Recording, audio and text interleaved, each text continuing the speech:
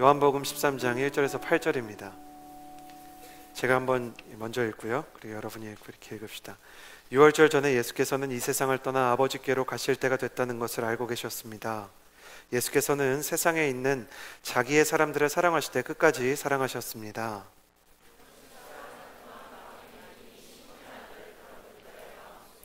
예수를 배반할 생각을 넣었습니다. 예수께서는 아버지께서 모든 것을 자기 손에 주셨으며 자신이 하나님께로부터 왔다가 하나님께로 돌아갈 것을 아시고는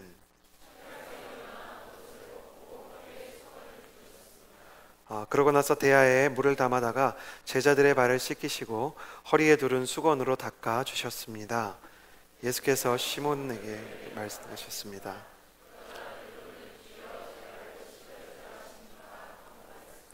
예수께서 대답하셨습니다.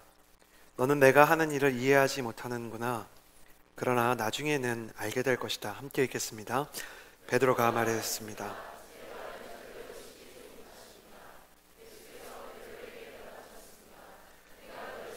않으면 너는 나와 아무 상관이 없다.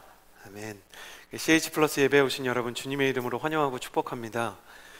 저희 예배는 매주 대학로에 있는 한성 아트홀 2층에서요 저녁 5시 30분마다 매주일 예배하고 있습니다. 유튜브로 또 다른 경로를 통해서 예배를 접하시는 분들 오실 수 있으면 함께 오셔서 하나님의 은혜와 사랑이 넘치는 귀한 시간을 경험하셨으면 좋겠습니다. 옆 사람에게 이렇게 인사해 주셨으면 좋겠습니다. 하나님께서 당신을 사랑하십니다. 가슴에 손을 얹고 저를 따라해 주시겠어요? 하나님은 나를 사랑하십니다.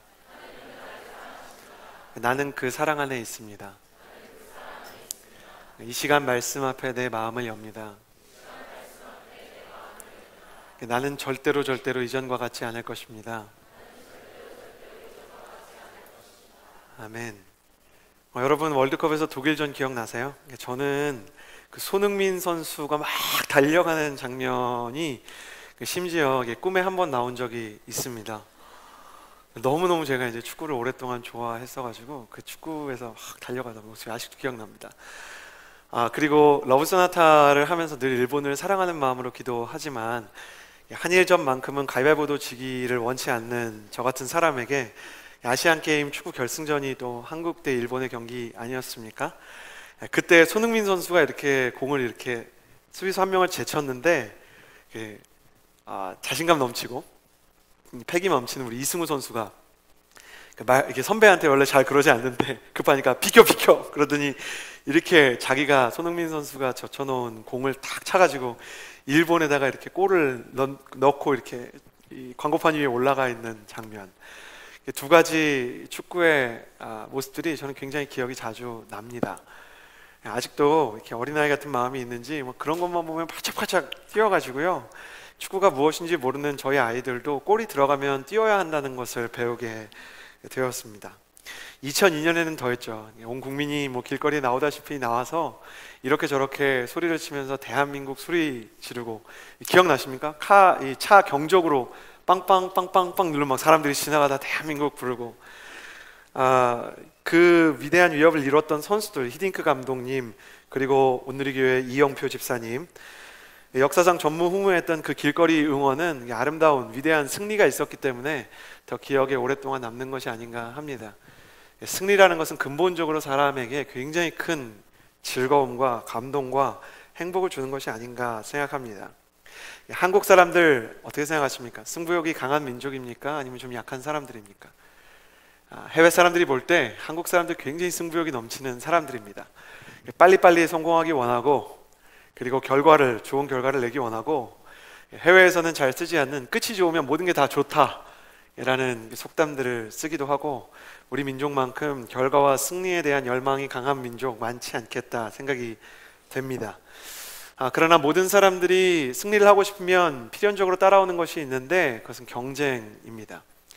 경쟁을 해서 상대방보다 더 나은 결과를 얻어야만, 그리고 경쟁을 해서 다른 사람들보다 더 좋은 포지션에 올라야만 행복할 수 있고 승리했다는 느낌이 드는 것입니다.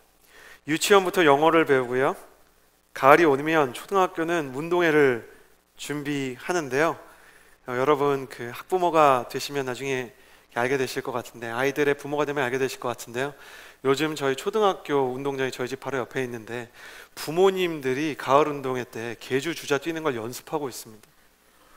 그게 얼마나 기괴해 보이는지, 막 40, 50 먹으신 아저씨, 아주머니들이 내 자녀에게 이렇게 뒤처지는 모습을 볼 수 없다.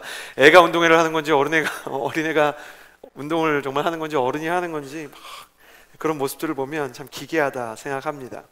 성적표를 받을 때마다 찍혀있는 등급들, 그리고 대학 입시, 졸업을 하면 자격증 시험에, 취업 전쟁에, 직장에 들어가면 진급 경쟁을 하고 진급 경쟁이 끝나가고, 또 잠깐 여유기가 있으면 아파트 청약에 열을 올리는 모습들, 한국인의 전형적인 모습이 아닌가 합니다.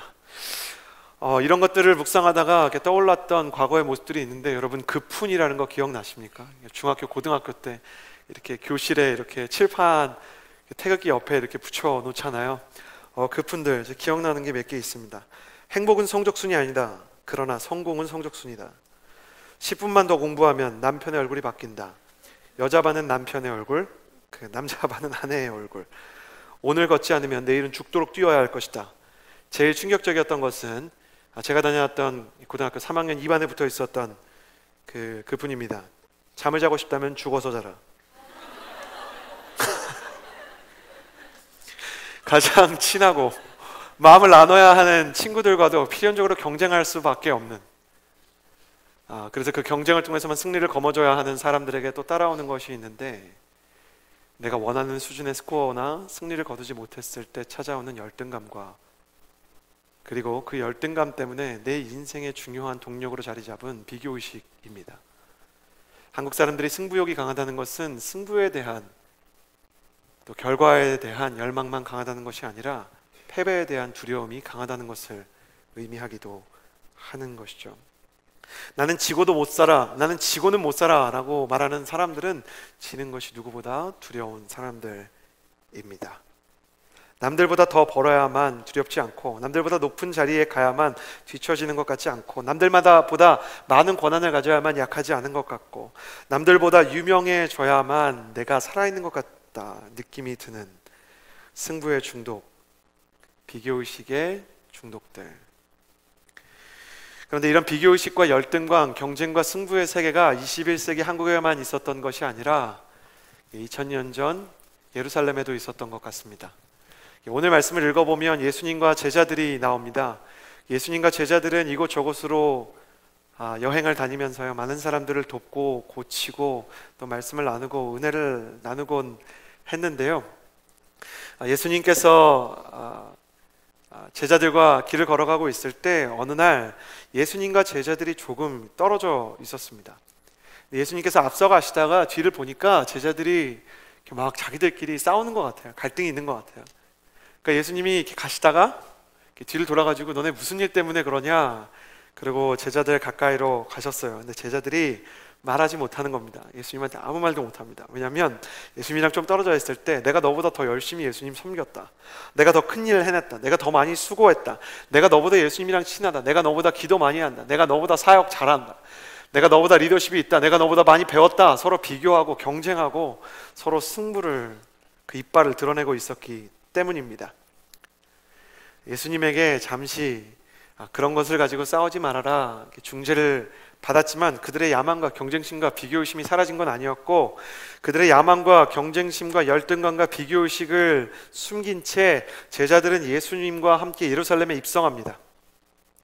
그리고 기대했던 대로, 제자들이 예상했던 대로 수많은 군중이 예수님과 제자들을 맞이하면서 막 소리를 지르고 난리가 나고 막 환호를 지르기 시작합니다.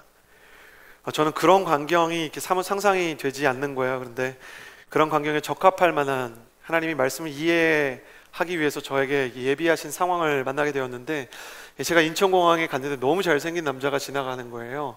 제가 약간 희한한 버릇이 있어서 정말 잘생긴 남자가 지나가면 정말 뚫어져라 쳐다보거든요. 그때만큼은 정말 하나님 공평하신가? 이런 생각이 잠깐 흔들리는, 누구였냐면 이민호 씨였어요. 이민호 씨가 인천공항에 보세요. 벌써 인천공항에 이민호 씨가 지나가시는데 중국 사람들이 정말 인천공항의 모든 그 펜스들을 무너뜨리면서 이민호 씨의 임재 앞으로 몰려들기 시작하는 거예요. 전 이민호 씨가 죽은 사람이라도 살리는 줄 알았습니다. 경호요원이 제지하고 정말 놀라운 일이 일어났는데, 인천공항에 그 약간 이 가드들, 인천공항에 공식 가드들이 이민호 씨를 이렇게 에스코트하면서 그분께서 이렇게 입국하시게 되는 장면을 제가 보게 되었습니다. 제가 이렇게 목을 빼고 이렇게 내밀고 보니까 앞에 공항 검색대 통과하려는 분들이 다시 뒤로 막 이민호 씨 보려고 와가지고 이민호 씨가 에스코트 받으면서 다른 트랙으로 이렇게 들어가게 되는 것까지 보게 되었습니다. 그런 것들이 스타에게 굉장히 불편한 것일 수 있겠지만, 제자들은 그런 환대를 난생 처음 받았기 때문에 사실 굉장히 불편하면서도 동시에 행복했을 것입니다. 그리고 무언가 내 인생에 봄날이 왔구나, 쥐구멍에도 볕들날이 온다더니 이런 것이구나 라는 생각을 했을 것입니다. 내가 진짜 줄 잘 섰구나. 내가 이대로 가면 진짜 연봉도 좀 잘 벌고, 그리고 예수님이 아무래도 왕이 되실 것 같은데 그럼 내가 한 자리 하겠구나. 예수님이 그래도 우리 동지들 왜 누구를 장관으로 쓰시겠어?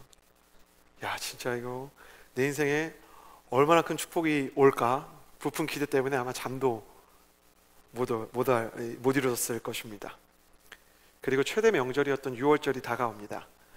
예수님은 인파를 피해서요, 조그만 다락방에 비밀 작전처럼 제자들과 예수님만의 시간을 마련하십니다. 사람들이 예수님이 거기 있다고 생각을 하지 못하고 예수님께서 제자들과만 잠시 시간을 가지시는 것이죠.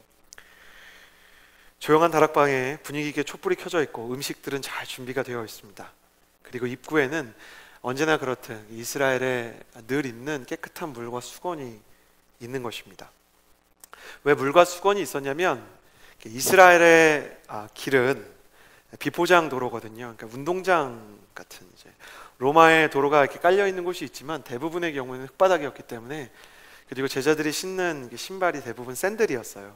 그러니까 발이 더러워지고, 그리고 하수도 시설이 완전히 자리를 갖추지 않던 시대였기 때문에 막 바닥에 오물이 뒤덮여 있어서 제자들의 발이 몸에서 가장 더러운 부분이었습니다. 그러니까 들어가기 전에 식사를 해야 되는데, 식사를 하려면 발을 꼭 닦아야 되는 거예요. 최후의 만찬 레오나르도 다빈치의 그림을 보면 식탁에 예수님과 제자들이 의자에, 우리 레스토랑처럼 앉아있지만 당신 유대 문화에서 식사를 하는데 식탁이라는 건 없습니다. 그냥 땅바닥에, 좌식 문화예요. 땅바닥에 그냥 바구니에 음식들을 담아두고요, 사람들이 앉거나 혹은 대부분 이렇게 옆으로 누워가지고 음식을 이렇게 집어먹는 거예요. 그러니까 상대방의 발이 테이블에서 먹는 거에 비해서 상대적으로 서로의 가까이에 있는 거죠. 그러니까 기본적인 예의가 발을 닦아야 되는 겁니다. 그런 상황 속에서 한번 이런 엉뚱한지만 좀 있을 법한 상상을 해봅니다. 첫 번째 제자가 들어갑니다. 그리고 굉장히 당황하게 됩니다. 들어가는데 발 씻을 물이 있고 수건이 있는데 씻어주는 사람이 없는 거예요. 예수님쯤 되면 스페셜 게스트 아니겠습니까? 지금 온 예루살렘이 난리가 났습니다. 그 정도 게스트랑 그 예수님의 일행이 오면 일반적으로 우리 문화에서 웬만한 식당에서는 이렇게 손을 닦을 수 있는 냅킨이나 물티슈 같은 거 당연히 이렇게 주듯이, 거기에는 이렇게 발을 닦아주는 어떤 그 하인이 있든지 아니면 주인이 발을 닦아줘야 됩니다. 그게 기본이에요. 그냥 거의 인사하는 수준이에요. 근데 아무도 없는 거예요. 음식도 있고 촛불도 켜져 있는데 자기가 들어갔는데 아무도 없는 거예요. 그리고 이렇게 망설입니다. 잠깐 기다려 봅니다. 잠깐 어디 갔나?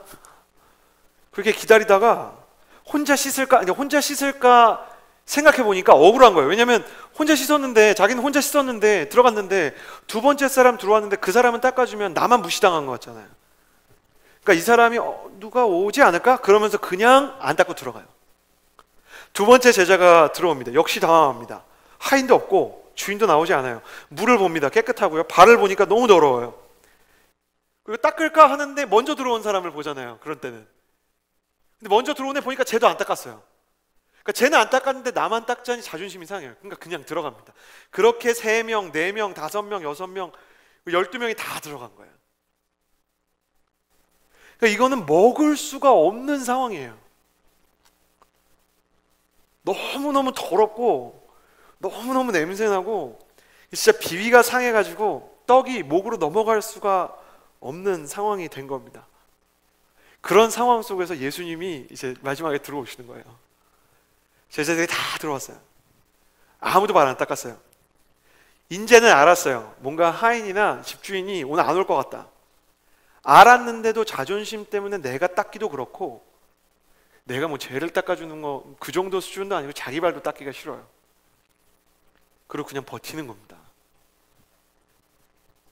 그리고 예수님이 들어왔는데 제가 제일 충격받는 건 뭐냐면, 이 말씀에서 예수님 발도 아무도 안 닦아줘요. 그러니까 서로 발 닦는 거는 뭐 기대할 수 있는 수준이 아니고, 자기 발도 안 닦고 예수님 발도 안 닦아줘요. 예수님 발 닦기가 싫었을까? 그런 거 아닌데, 예수님 발을 닦으면 내가 거기서 제일 부하 같잖아요. 지금 딱 보니까 예수님 조금 있으면 왕 될 것 같은데, 내가 닦으면 장관 중에 가장 힘없는 장관 될 것 같은 거예요. 그래가지고 예수님한테는 좀 미안하지만 버티는 거예요. 이런 때 보면 유대인이 참 한국인 닮았어요.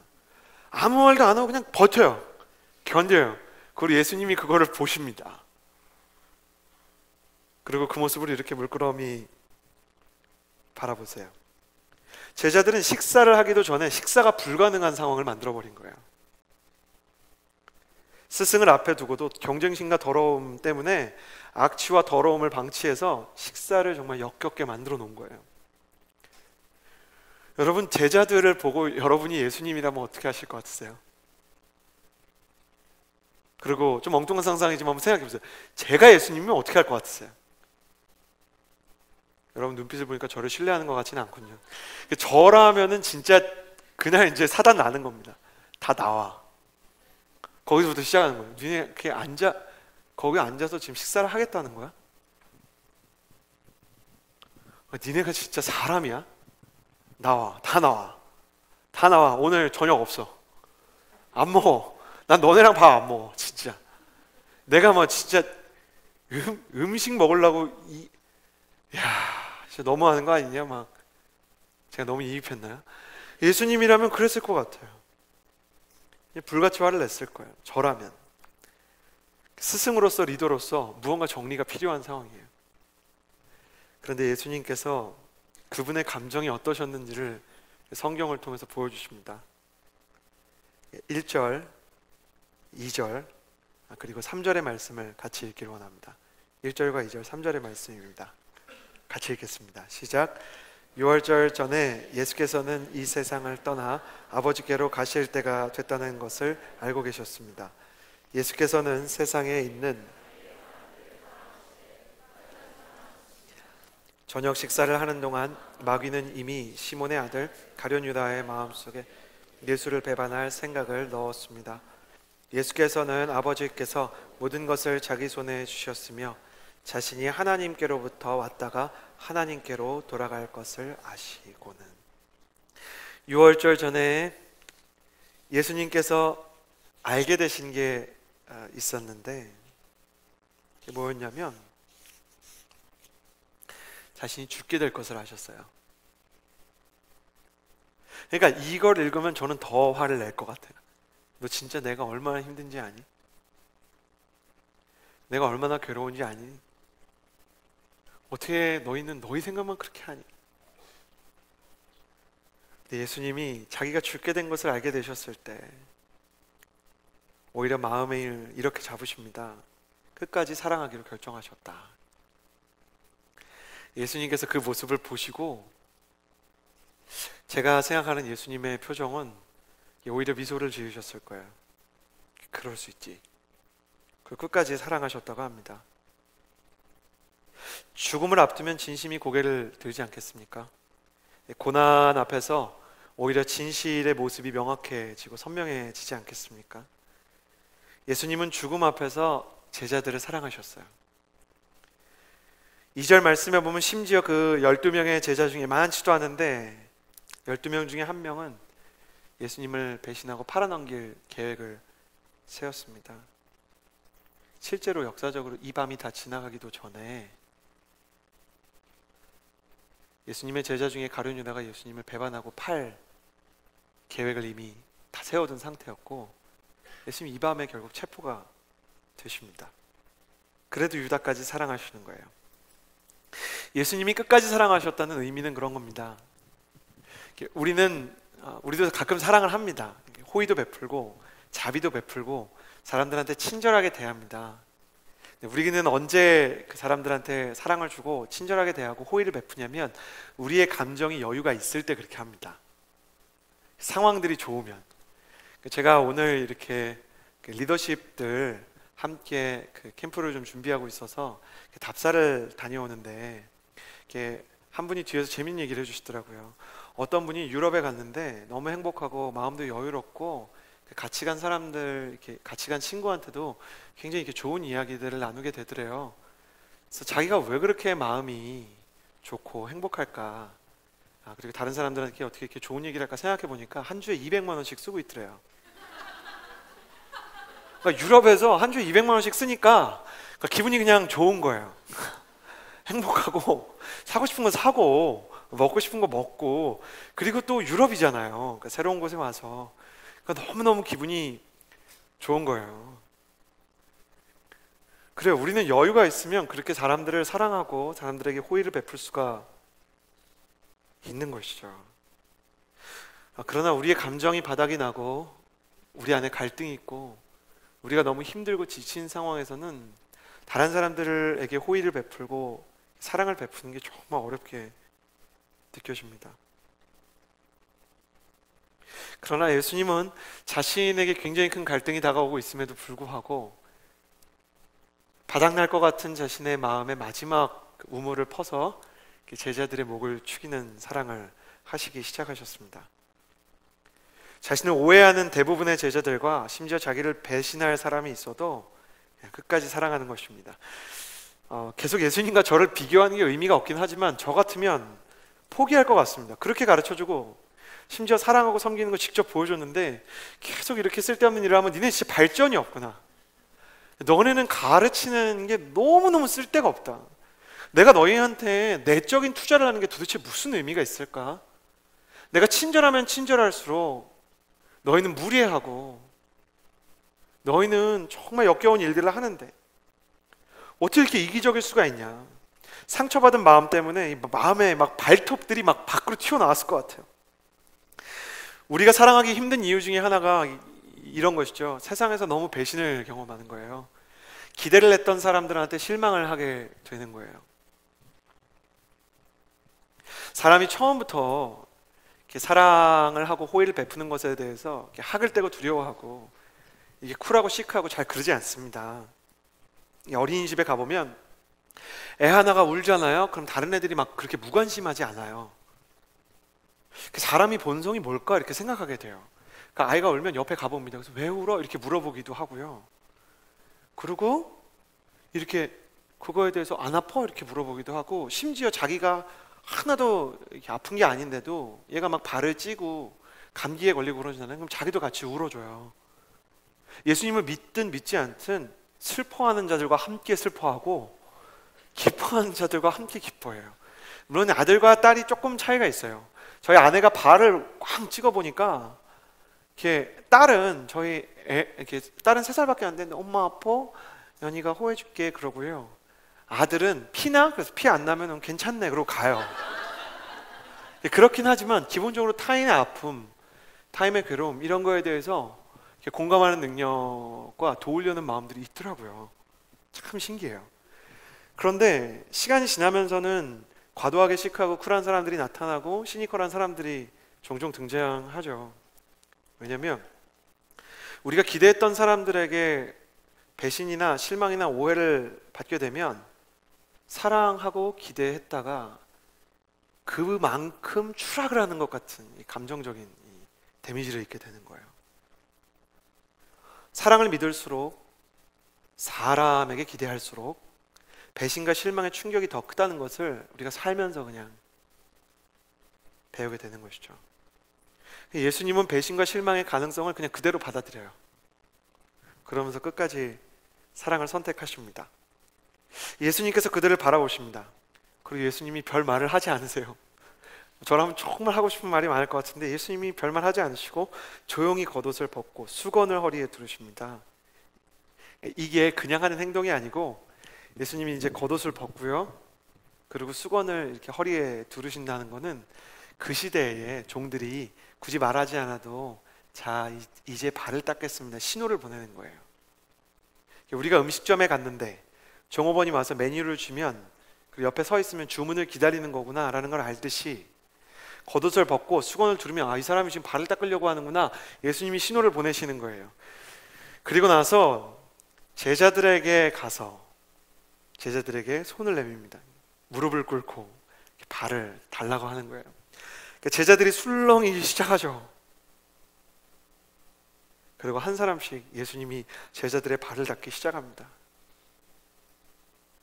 예수님이 허리에 두른 것은 수건이 아니라 제자들을 향한 섬김입니다. 예수님의 손에 묻어있는 것은 물이 아니라 예수님의 사랑입니다. 우리는 성경을 통해서 이런 것들을 배우게 됩니다. 기억해 주시기를 바랍니다. 저를 따라해 주시겠어요? 예수님의 사랑만이 사람의 열등감의 악취를 닦아내는 것입니다. 이렇게 열등감이라는 게, 비교의식이라는 게 없어져라 없어져라 없어져라 하는데도 없어지지 않아요. 한국인의 자랑 BTS가 여러분의 모습으로 사는 법을 배우십시오, 여러분의 목소리를 내십시오 하지만 BTS 장하다 이런 생각이 나지 막 내 열등감이나 비교의식이 진짜 사라지지는 않아요. 참 닦으려고 해도 안 닦아지는 게 있고, 지우려고 해도 지워지지 않는 게 있어요. 기특하고 대견한 한국의 권아들이 유엔에 연설을 하는 걸 보면서도 감동은 있지만 여전히 내 마음속을 물들이고 있는, 마치 빨래를 해도 빠지지 않는 찌든 때 묵은 때처럼 비교의식과 열등감들이 우리 인생에서 얼마나 빠져나가지 않습니까? 예수님께서는 그것을 무엇으로 닦는지 압니다. 예수님의 사랑이죠. 예수님의 사랑과 섬김으로 그것을 닦기 시작하는 것입니다. 이 예수님의 사랑을 여러분은 이해를 하십니까? 교회를 다니면서, 여러분이 신앙생활하면서 우리 열등감과 비교의식을 향한 예수님의 한없는 배려와 기다리심과 사랑이 있다는 것을 이해하고 계십니까? 저는 이제는 이해를 합니다. 문제는 이해는 하는데 제 것으로 만들지 못하는 것 같습니다. 온누리 교회 이재훈 목사님이 담임 목사님이 되시고 나서 특이한 문화가 생겼는데, 그건 이재훈 목사님이 담임 목사님 아니고 부목사님일 때부터 계속 했던 일입니다. 이재훈 목사님 담임 목사님 되시기 전에 양재 온누리 교회에 계셨는데, 저희 특별 새벽 기도를 겨울에 하잖아요. 그래서 12월에서 1월 한 40일 정도 특별 새벽 기도를 하는데 갑자기 눈이 내릴 때가 있잖아요. 그러면 이재훈 목사님은 그 눈을 본인이 직접 쓰세요.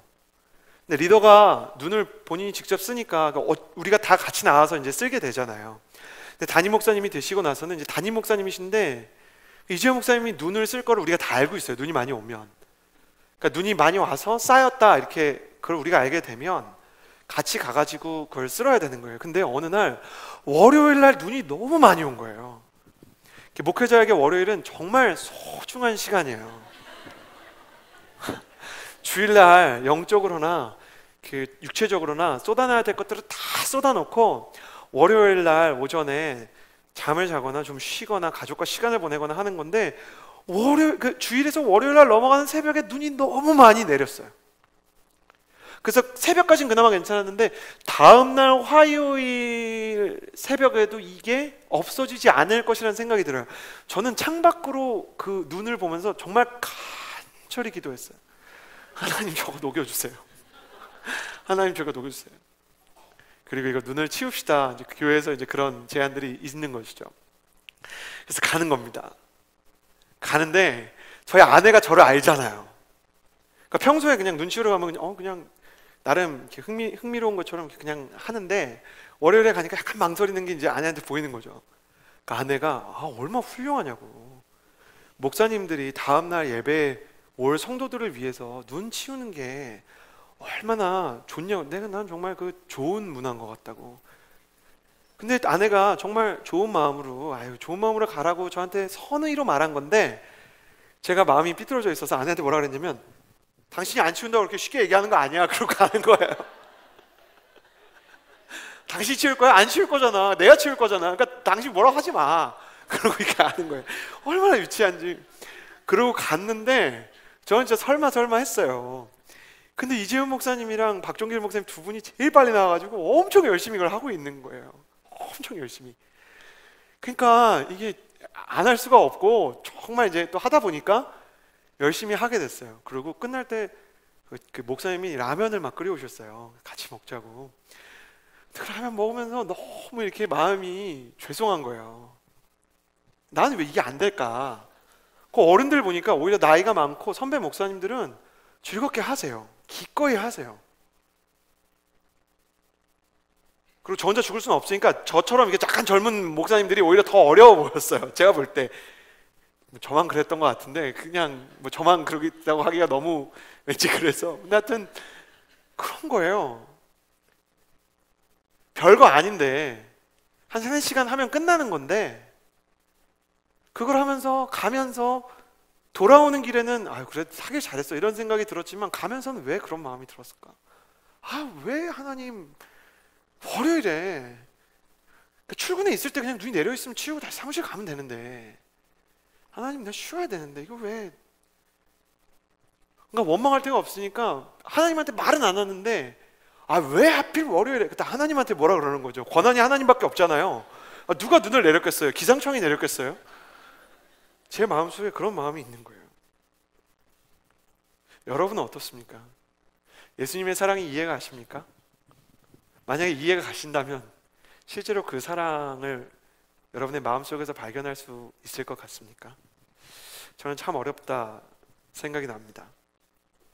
그리고 또 한 가지 질문을 하게 됩니다. 여러분이 제자들이라면 발을 내밀 수 있었을 것 같습니까? 여러 말들이 떠올랐을 것입니다. 예수님, 제가 닦을게요.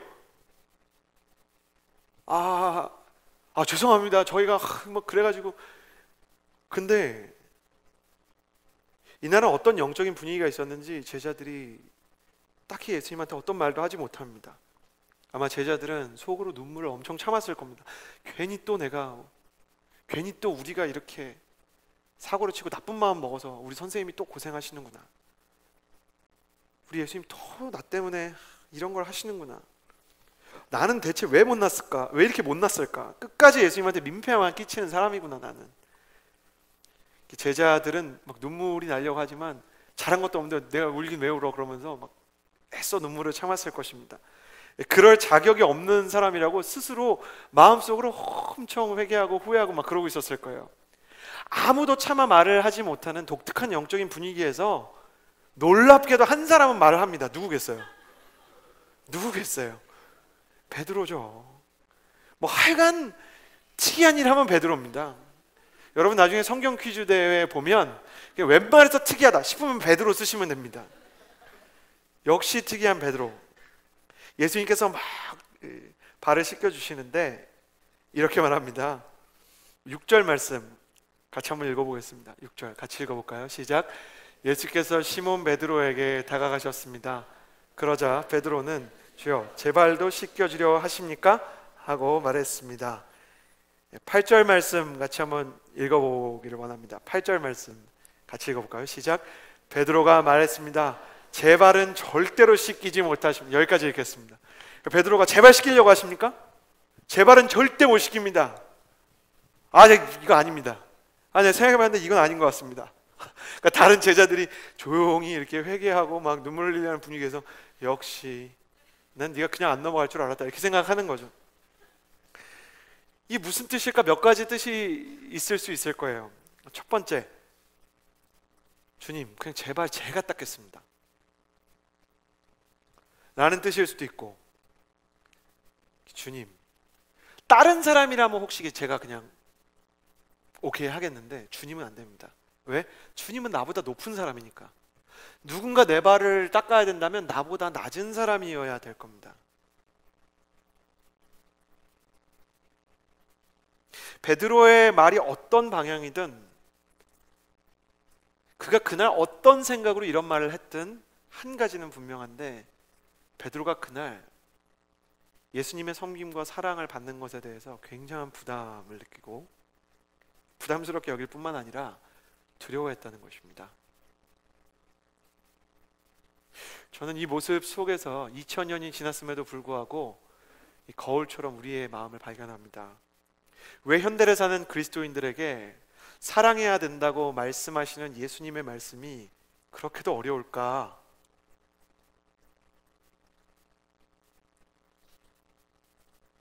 그건 우리가 사랑하는 걸 힘들어할 뿐만 아니라 사랑받는 것도 부담스러워하기 때문입니다. 베드로처럼. 여러분, 사랑받는 거 물론 전 좋아합니다 라고 말할 수 있겠지만 어떠세요? 마냥 좋으신가요? 누군가 선물을 주고 누군가 정말 잘해주고 누군가 나에게 너무 잘 대해주면 혹시 너무 마음이 어렵고 부담스럽지 않습니까? 사랑을 받고 사랑을 주고 사랑의 흐름이 있는 것이 혹시 불편하다고 느껴지신 적이 없으십니까? 왜 이렇게 사랑을 받는 것이 어려울까? 몇 가지 이유가 있을 것 같아요. 5가지를 생각해 봤는데, 첫 번째, 사랑받는 것 그 자체가 부담스러울 수가 있습니다. 다른 사람이 나 사랑한다고 일단 내 가까이로 오는 게 부담스러워요. 서울처럼 대도시에 사는 사람들은 귀찮게 생각됩니다. 그러니까 이렇게 늘 입에 달고 사는 말들이 있는데 괜찮습니다, 그런 거예요. 제가 일본에 가면 일본 분들이 굉장히 정중한데 일본 분들이 이렇게 입에 달고 사는 것 같은 말 중에 다이조부란 말이 있어요. 괜찮습니다, 괜찮습니다. 괜찮다 이거예요. 야, 다이조부가 아닌가요? 뭐죠? 괜찮습니다. 네? 맞아요. 괜찮습니다, 괜찮습니다 이렇게 얘기하는 거예요. 아, 이제 제가 좀 들어드릴까요? 그럼 막 할머니신데 이거 못 들어요. 제가 볼 때 마트에서 장을 보셨어요. 그 주차장까지만 들어드리려고. 그러니까 예수님을 믿어서가 아니라 이거는 진짜 너무 별것도 아니고 그런데 할머니세요. 못 드세요 절대. 그러니까 할머니 좀 들어드릴게요. 그럼 절대 괜찮습니다. 이거 제가 들 수 있습니다. 절대 못 드세요. 그리고 이렇게 하는데 못 들어요. 괜찮습니다. 조금 이따 들 거예요. 괜찮습니다. 막 그러세요. 아시죠? 일본에 가보신 분들 느끼세요. 괜찮습니다. 괜찮습니다. 젓가락 하나만 놔도 이거 안 넣으셔도 됩니다. 너무 고맙습니다. 아유 미안합니다. 이렇게 얘기하세요. 근데 우리 마음속에도 그런 게 있어요. 괜찮습니다. 근데 왜 거절해요? 두 번째, 사랑받는 것이 약함의 상징처럼 느껴지기도 해요. 내가 남의 사랑을 필요로 한다는 사실을 인정하는 것이 나약함으로 생각될 수 있죠. 강한 사람은 사랑받지 않고도 잘해낼 수 있는 게 아닌가? 스스로 채찍질을 합니다. 세 번째, 사랑받는 것이 자존심의 문제를 갖고 올 것 같아요. 내가 도움이 필요하다는 말을 내가 스스로 하기 시작하면 내 자존심이 막 떨어질 것 같아요. 그러니까 내 자신의 어떤 존재를 잘 못 지킬 것 같아요. 나는 다른 사람한테 도움 줄 만한 사람이지 난 도움 받을 사람이 아니라는 거죠. 그러나 여러분에게 이렇게 말씀드리고 싶습니다. 가슴에 손을 얹고 저를 좀 따라해 주시겠습니까? 도움이 필요 없는 사람은 없다. 그리고 한 번 더 저를 따라해 주시겠습니까? 약함이 없는 사람은 없다. 약하지 않은 사람은 없어요. 도움이 필요 없는 사람은 없어요.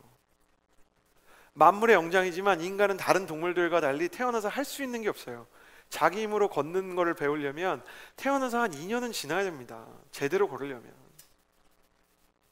말하려면 얘가 우리 나이로 한 3살은 돼야 돼요. 의사소통하고 자기 힘으로 이렇게 밥 벌어먹는 사람이 되려면 아무리 애를 써도 이게 15살 전에는 어렵지 않겠습니까? 더 빨리 당겨도 12살 전에 어떻게 경제활동을 하겠습니까?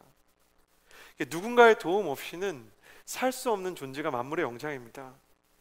근데 우리는 도움 없이 살 수 있는 것처럼 생각합니다. 그리고 약하지 않은 사람처럼 연기를 합니다. 역설적으로 너무너무 도움이 필요해 보이는 세상입니다. 가요를 들어보면 난 괜찮아 이런 옛날 노래부터 I don't care 같은 노래, 우리한테는 해낼 수 있어 이런 노래들과 구호들이 많지만 우리가 실제로 얼마나 용기와 응원과 도움이 필요한 사람들인지, 그러나 우리가 그러한 것들을 자꾸만 외면하면서 살아가는 것입니다. 네 번째, 중요하다고 생각하는데 사랑받는 것이 내 마음의 방어벽을 무너뜨릴 것처럼 생각이 되는 겁니다. 애써 내 삶에 힘들고 어려운 거 다 이렇게 잠궈놓고 가둬놓고 밑으로 내렸는데 내가 도움을 구하고 사랑을 구하고 내 마음속에 있는 힘들고 어려운 얘기를 하기 시작하면 밑에 가둬놨던 것들이 다 떠올라서 나를 막 괴롭게 할 것 같은 거예요. 그러니까 막 사랑받고 내 힘든 거 얘기하고 도움을 요청하고 막 이러면서 내가 찌질해지고 허물어지고 무너지고 감당할 수 없는 슬픔이나 침체가 찾아올까 봐 뭐 다 그렇게 사는 거지 굳이 꺼내야 되나? 막 이런 생각들이 드는 거예요. 다섯 번째, 사랑을 받으면 빚지는 기분이 드는 거예요. 빚지는 기분이 들어서 언젠가 갚아야 될 것 같아요. 막 부채감이 들어요. 그래서 우리는 결론적으로 사랑을 하는 것도 어렵지만 받는 걸 두려워합니다. 그런데 예수님께서는 베드로에게 8절 말씀 다시 한번 읽겠습니다. 이렇게 대답해 주십니다. 예수께서 베드로에게부터 읽겠습니다. 시작. 예수께서 베드로에게 말씀하셨습니다. 너는 나와 아무 상관이 없다. 베드로야, 네가 이 발을 나한테 내놔가지고 내가 이거 씻겨주지 않으면 너랑 나랑은 상관이 없는 거야. 그래요. 너무 잔인하지 않습니까? 너랑 나랑은 관계가 없는 거야. 너랑 나랑은 친구가 아닌 거야. 너랑 나랑은 신의 아들과 성도 입장에서도 인간 대 인간으로서도 형님과 동생으로서도 스승과 제자로서도 우리 관계가 아무것도 아닌 거야. 이렇게 얘기해요.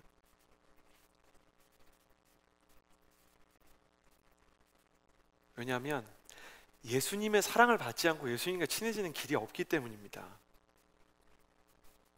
예수님의 사랑을 받아들이고 예수님의 사랑을 믿지 않고 예수님의 사랑을 경험하지 않고 진짜 하나님과의 관계, 진짜 구원, 진짜 행복으로 가는 길이 없다는 걸 얘기해 주시는 거예요. 그러면서 베드로를 초청하시는 건데 이 안에는 부탁이 있는 거예요. 그게 뭐냐면 조금 용기를 내라 그러는 거예요. 무슨 용기냐면 사랑받기로 작정하는 용기. 나한테 사랑이 필요하다고 말하는 용기. 나는 하나님한테도 누군가에게도 마음 기댈 때가 되게 필요한 연약한 사람이라고 얘기할 수 있는 용기. 너한테 되게 용기가 필요한 거예요. 지금 너가 되게 강하게, 되게 막 명확하게 안 돼요. 저는 그거 필요 없습니다 라고 강한 사람인 척 하지만 너 그게 약한 거야. 너 그게 이상한 거야. 너 그게 되게 망가져 있는 거야. 난 도움이 필요합니다. 난 사랑이 필요합니다. 내게 와주셔야만 합니다 라고 말해야만 이 모든 게 해결이 되는 거야. 이야기하시는 거예요. 저는 이 말씀을 읽으면서 다시 경쟁의식과 비교의식을 생각하게 됐어요. 경쟁의식 그리고 비교의식, 그것 때문에 나온 열등감이 여러 가지를 묵상하다가 한 가지를 알게 됐어요. 우리가 설령 경쟁의식을 통해서 남들보다 나은 것으로 인해 행복을 느꼈다 칩시다. 그리고 우리가 비교의식을 통해서 남들보다 무언가 조금 나아서 그래서 우리가 조금 어떤 기쁨을 누린다고 생각해 봅시다. 근데 실은 그 기쁨도 그 행복도 타인이 있어야만 유지가 되는 거예요. 나보다 못한 사람이 있어야만. 그러니까 우리는 실제 타인 없이는 기뻐하는 법 자체를 모르는 거죠. 저 사람보다 내가 더 낫다를 통해서 나 자신을 확인하기 때문에 주변에 비교할 만한 사람이 없으면, 나보다 못한 사람이 없으면 오히려 내가 어디 있는지를 모르는 거예요.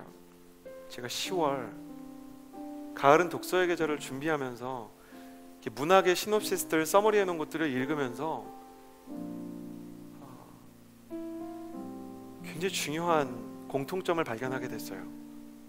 소위 세계문학 전집에 나오는 역사를 초월한 명작이라고 얘기하는 소설들의 주인공 혹은 그 소설의 메인스트림을 구성하는 중심 인물들은 다 똑같은 특징이 있는데 뭔지 아세요? 거의 빠짐없이 방황하고 있는 존재들입니다. 끝이 나도 그 방황이 안 끝나야 명작들이에요. 그러니까 주인공이 진짜 행복해지면 그건 명작이 아닌가 봐요. 그래서 끝나도 별로 이렇게 시원치 않게 끝나요, 대부분. 이게 뭐야? 이러다가 하나 알게 됐어요.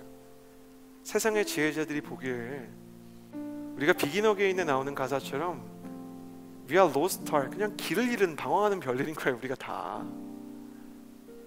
그래서 어딘가 항로를 잡긴 잡아야 돼. 기준을 잡긴 잡아야 돼. 그쵸? 바이올린을 연주하려면 조율을 해야 될 거고, 바다를 항해하려면 뭐 지도가 있어야 될 거 아니겠어요? 높이뛰기를 하려면 뛰어넘어야 되는 허들이 있어야 되지 않겠습니까? 근데 그걸 다 다른 사람으로 둔 거예요. 그러니까 실은 다른 사람이 없으면 행복할 수도 없는 거야. 주님도 그렇게 말씀하세요. 그래, 타인이 필요하지. 네가 아닌 다른 존재가 필요하지. 근데 경쟁하는 대상이 아니고 너를 섬겨주고 너를 사랑해주는 사람들을 통해서 네가 누구인지를 알게 되는 걸 안다. 네가 그 맛이 무엇인 줄을 알아야 다른 사람들한테 사랑의 요리를 차릴 수가 있게 되는 거야.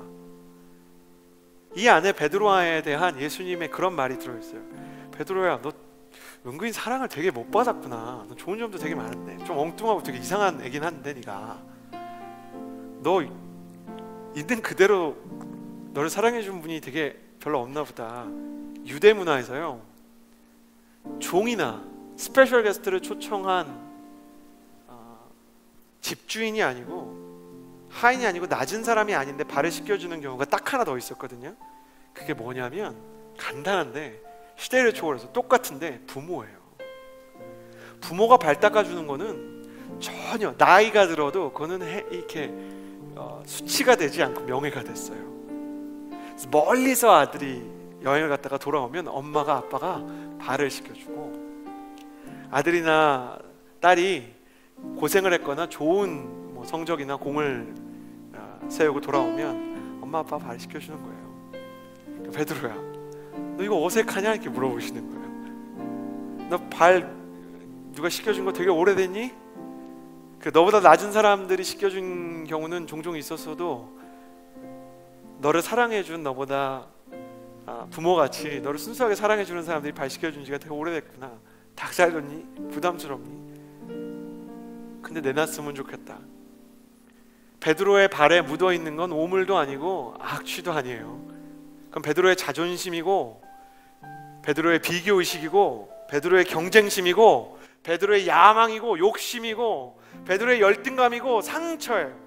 베드로의 실패고, 그 사람이 살아오면서 겪었던 수많은 나락으로 떨어졌던 어린이 시절에 받지 못했던 결핍들이고, 그 사람이 지금 발을 못 내놓는데 사랑을 받지 못하는데 수많은 이유들이 있을 수 있어요. 예수님 그거 내놔야 된다는 거예요.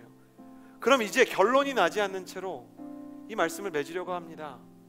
만일 오늘 예수님께서 오셔서 여러분의 발을 씻으시려고 하신다면,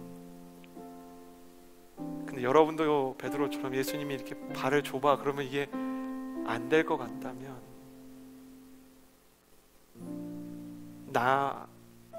내 인생의 그 마음속에 뭐가 있는 걸까요? 베드로 같은 비교의식 아닐까요? 제자들 같은 경쟁심 아닐까요? 나사렛 사람들이 가지고 있었던 열등감이 아닐까요? 내가 어린 시절에 받아야 됐던 것들을 받지 못한 것에 대한 아픔들이 아닐까요? 주님은 그것이 씻겨 내려가지 않고는 사랑하는 법을 온전히 배울 수 없다고 말씀하십니다. 저는 이 예배에서 여러분이 우리 발에 묻은 것이 무엇인지를 발견하게 되는 은혜가 있게 되기를 바랍니다. 내 마음에 오랫동안 자리 잡고 있었던 비교의식과 열등감과 경쟁의식, 특히 나는 왜 저 사람보다 빨리 가지 못하지? 왜 저 사람보다 멀리 가지 못하지? 그런 마음들로 스스로를 고문하며 나 참 못났다, 나 참 못됐다 이런 생각하고 있다면, 주님께 그 못되고 못나고 더럽고 악취난 부분을 내려놓을 수 있는 예배가 되시기를 주님의 이름으로 축복합니다. 같이 잠깐 기도합시다. 크게 기도하지 않아도 좋습니다. 그러나 첫 번째 진심을 담아서 이렇게 기도합시다. 하나님, 내 발에 묻은 것이 무엇인지, 내가 주님께 내어드리기 어려운 것이 무엇인지 내가 내 스스로 알 수 있게 해주십시오. 그것이 비교의식인지 열등감인지 상처인지 섭섭함인지,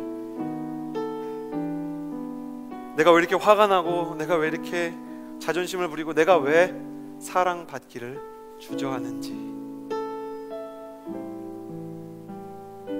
내가 왜 때로 예수님에게 기도해야 될 때 기도하지 못하는지, 내가 왜 당신의 사랑을 구하지 못하고 잠기지 못하는지, 내가 내어드리기 어려운 흙 묻은 내 발이 무엇인지, 내 마음을 괴롭히고 혼란케 했던 것이 무엇인지 주님 내가 알게 해주십시오. 우리 가슴에 손을 얹고 내 마음속에 무엇이 있는지 알게 해달라고 기도하며 나아갑시다. 기도하겠습니다.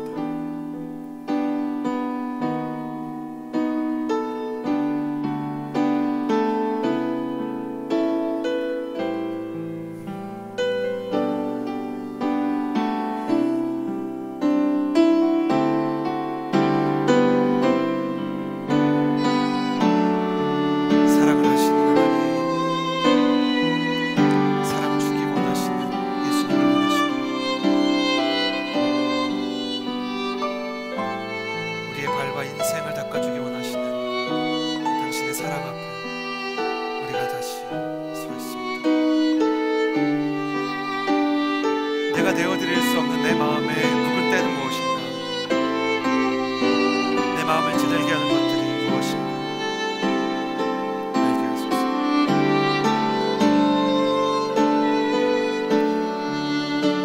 성령님 오셔서 우리 마음을 우리가 알게 해주시고 내 마음속에 있는 비교의식들, 다른 사람들보다 더 아름답기를 원하고 더 많은 것을 가지기 원하지만 물질을 가지지 못해서 더 좋은 학교에 진학하지 못했었기에 내 존재가 흔들렸던 시간들, 다른 사람들보다 일찍 취업을 하지 못하고 다른 사람들보다 더 많은 것들을 재능으로 가지지 못했던 나의 시간들, 나보다 빛나는 사람들 때문에 내가 빛나지 않는 것처럼 생각이 되었고, 나보다 행복한 사람들 때문에 오히려 나는 불행해지는 것 같은 그림자가 되었고, 지금 들여다보는 것이 때로는 두렵지만 하나님, 내가 다시 하나님 앞에 기도할 수 있도록 우리의 영혼이 하나님 앞에 진실해질 수 있게 하여 주시옵소서.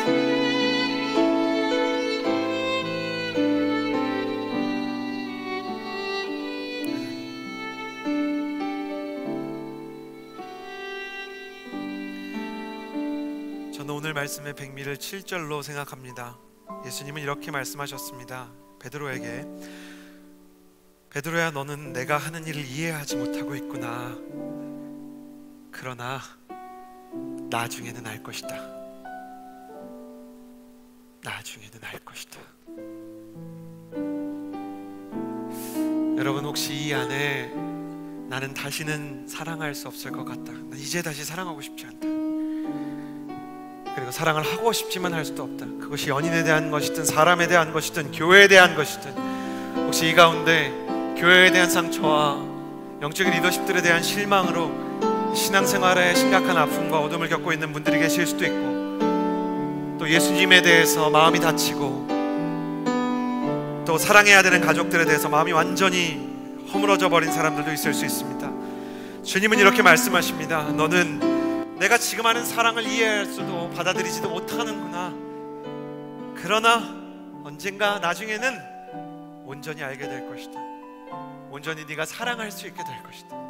언젠가는 내가 하는 것처럼 너도 하게 될 것이다. 이 말씀은 사도행전에서 이루어졌고 20대였던 베드로는 그의 인생이 순교로 마무리될 때까지 끝까지 주님의 사랑의 사자가 되었습니다. 주님은 우리에게도 동일하게 말씀하십니다.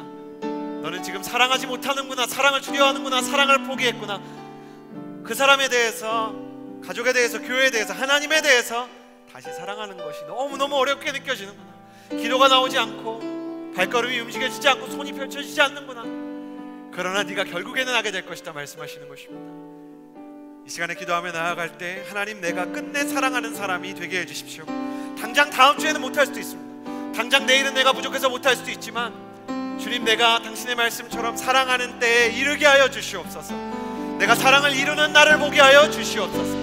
하나님, 내 안에 하나님의 사랑이 뿌리내리는 것들을 나의 인생을 통하여 보게 하여 주시옵소서. 같이 한번 기도하며 나아갑니다. 기도하겠습니다. 신실하신 하나님 아버지, 기도하며 나아갑니다.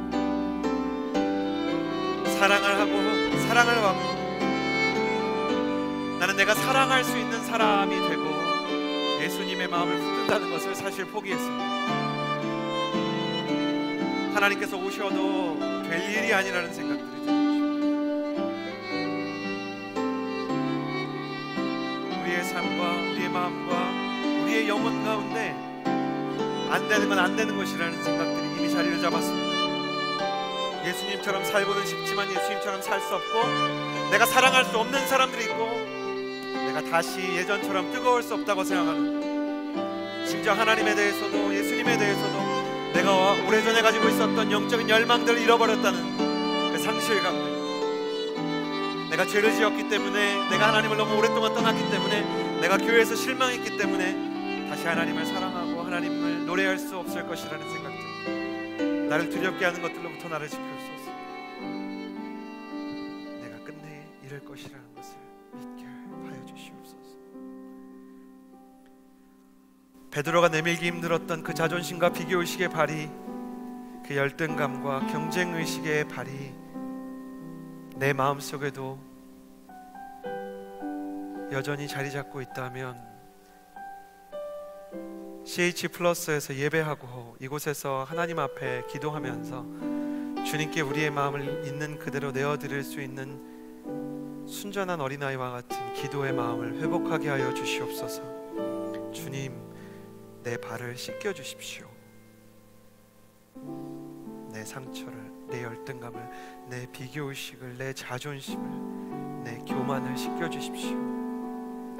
내 분노를 씻겨 주십시오.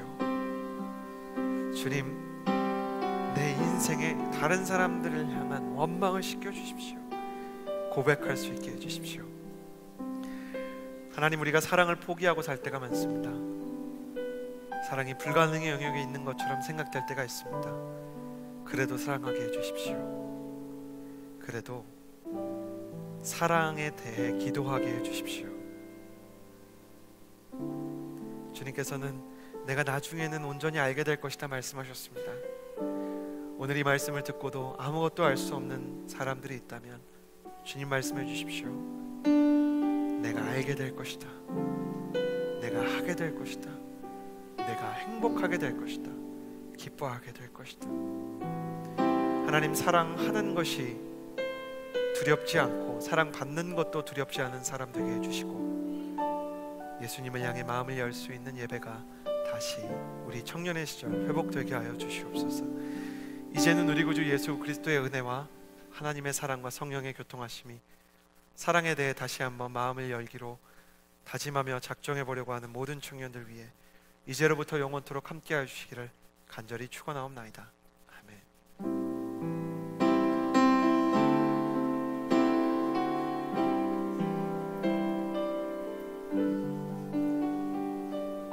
예배를 마칩니다. 한 주간도 예수님의 사랑에 대해 작은아마 닮아갈 수 있는 한 주가 되면 좋겠습니다. 이번 주와 한 주도 행복한 예배자로 사랑을 배워가는 청년이 되시기를 주님의 이름으로 축복합니다.